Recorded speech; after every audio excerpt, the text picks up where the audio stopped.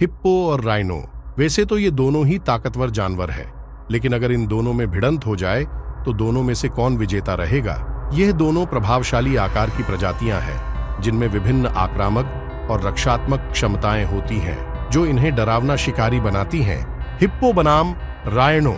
अगर इनके अंतर की बात करें तो हिप्पो घने होते हैं। इनका शरीर बैरल के आकार का होता है, कान छोटे होते हैं, पैर मोटे होते हैं और नुकीले दांत होते हैं। वहीं दूसरी ओर राइनो का आकार समान होता है, लेकिन इनके चेहरे लंबे होते हैं और इनके 1 या 2 बड़े सींग होते हैं। अगर इन दोनों के आकार और वजन की बात करें तो राइनो और हिप्पो दोनों वास्तव में भारी वजन वाले होते हैं। प्रजाति के आधार पर राइनो का वजन 1800 से 3000 किलोग्राम के बीच और ऊंचाई 6 फीट तक होती है। दूसरी ओर हिप्पो का वजन 1500 से 1800 किलोग्राम तक होता है और ऊंचाई 5 फीट तक हो सकती है।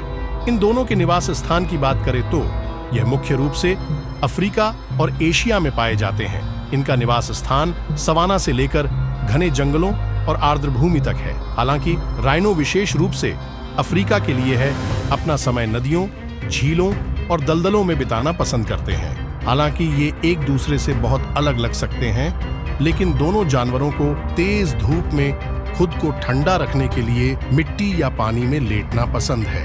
इन दोनों के आहार की बात करें तो ये दोनों प्रजातियां शाकाहारी है। ये पूरी तरह से पौधे सामग्री, फल, पत्ते, छाल और टहनियां खाते हैं। इन दोनों के सींग और जबड़े की बात करें तो राइनो अपने सींग के लिए प्रसिद्ध है, जो रक्षा, डराने धमकाने और प्रभुत्व प्रदर्शित करने के लिए इस्तेमाल करता है। इनका सींग 1.5 मीटर तक लंबा हो सकता है। दूसरी ओर हिप्पो, हालांकि इनके पास सींग नहीं होते हैं, लेकिन इनके पास विशाल जबड़ा होता है। इनका विशाल जबड़ा 150 डिग्री तक खुलने और लंबे नुकीले दांतों को धारण करने में सक्षम है।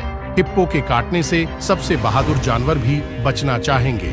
इन दोनों की लड़ाई में कौन जीत सकता है? जंगल में राइनो और हिप्पो का उनके अलग अलग आवासों के कारण आमना सामना होना एक दुर्लभ है। हालांकि एक काल्पनिक मुकाबले में दोनों के पास अद्वितीय ताकतें हैं जो परिणाम को प्रभावित कर सकती हैं, लेकिन ताज शक्तिशाली हिप्पो को मिलेगा।